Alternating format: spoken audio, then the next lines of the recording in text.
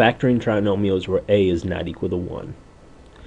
Like most algebra textbooks, the author covers two methods for factoring trinomials where a is not equal to 1. One method is called the trial and error method, which by its name, you can imagine, gets a little tedious, is a little time consuming. But with a lot of practice, it can be a beneficial method. We just don't have that much time to devote to it, so we're not going to even worry about the trial and error method. We're going to focus on the other method, which is the grouping method. Now the grouping method we know is used for polynomials with 4 terms. So that's basically what we're going to do. This concept, we have a trinomial, polynomial with 3 terms. We're going to split up the middle term into 2 separate terms, giving us then a polynomial with 4 terms, allowing us to factor using the grouping method. So we always begin the same way. Make sure it's in standard form, check for our greatest common factor, making sure the leading term is positive. Then what we're going to do is we're going to multiply a times c together. Off to the side of our paper, find the product a times c and list the factors of that product.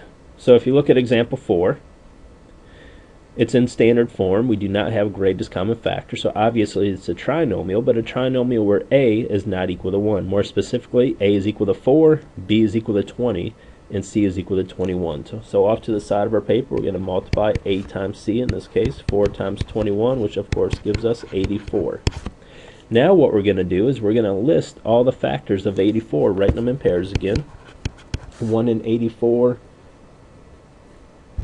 2 and 42, 3 and 28, 4 times 21, 6 times 14, and 7 times 12. And we want to choose the pair of factors that we can either add or subtract and give us the middle term b.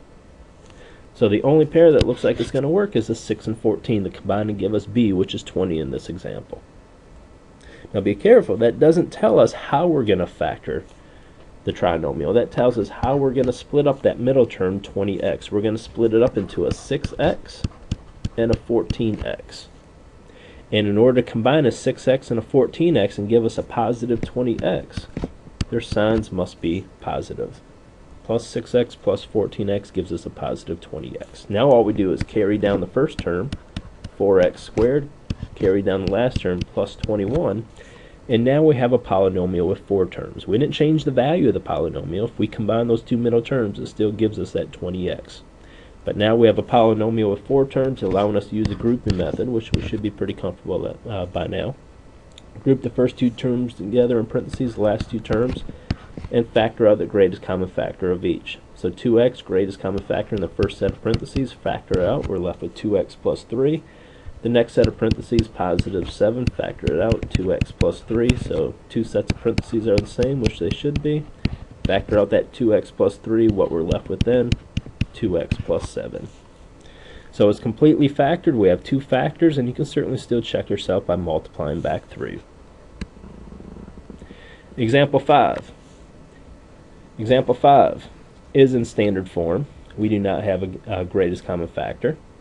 So trinomial where a is not equal to 1 once again. So off to the side of our paper, multiply a times c. Don't worry about positive or negative. So the fact that c is negative 60, just multiply 15 times 60, which gives us 900.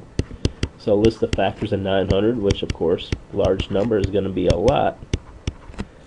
But keeping in mind, we want a pair of factors that we can combine and get that middle term, 32. So we have a long ways to go, so we may want to skip a few. How we came up with 900 is the factors 15 times 60, so we're getting closer to 32.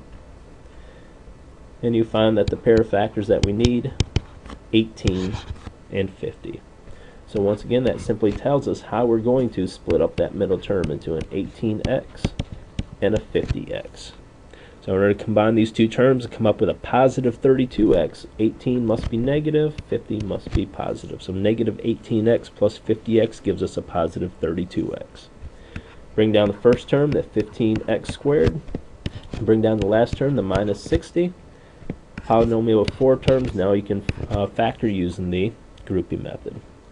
The first set of parentheses, greatest common factor, 3x, factor it out, what we're left with, 5x minus 6. The next set of parentheses, positive 10, factor it out, 5x minus 6. So 5x minus 6, pull that out in front. What we're left with then is 3x plus 10. Two factors, once again, completely factored. And number 9. It's in standard form, no greatest common factor. So trinomial where a is not equal to 1. Off to the side of our paper, multiply a times c together. 9 times 13 gives us 117, and list the factors. Of course, 1 is always a factor. 3 times 39, and of course 9 times 13. So we need to choose the pair of factors that we can combine and get the middle term 30. Well, we don't have any in this case, which means it cannot be factored. That polynomial is prime. So let's go back up to the first few examples. We're not using the trial and error method for, but we can still use this factoring method, or excuse me, this grouping method to factor. So example 1, still a trinomial. Standard form, no greatest common factor. A is not equal to 1, so off to the side of our paper, multiply a times c. 3 times 6 gives us 18. The factors 1 and 18, 2 and 9, and 3 and 6. So of course we want to use the 2 and 9 in order to give us 11x. So in order to give us a positive 11x, it has to be a positive 2x and a positive 9x. Bring down the first term, 3x squared, bring down that last term, plus 6, and factor using the grouping method.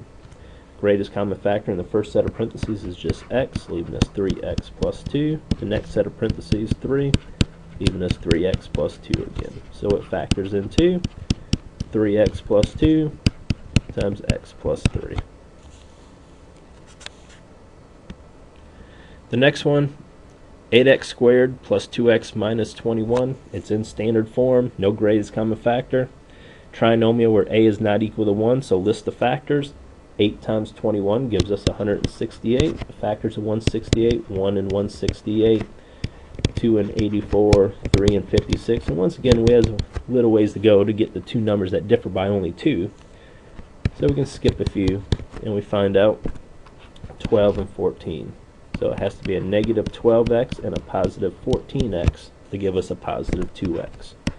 Bring down that 8x squared, bring down that minus 21, and factor using the grouping method. The first set of parentheses, factor out a 4x, leaving us 2x minus 3. The next set of parentheses, a positive 7, 2x minus 3, so it factors into 2x minus 3 times 4x plus 7. And example 3. It's in standard form, but we do have a greatest common factor, 15. So when we factor it out, we notice we still have a trinomial, but now it's a trinomial where a is equal to 1, which is a lot easier to factor.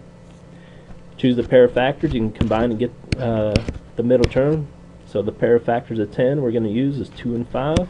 So set up the two binomials, 2, 5. The larger of these two terms, we get the sign of the middle term. So x minus 2, x plus 5, and of course just bring down that greatest common factor, 15.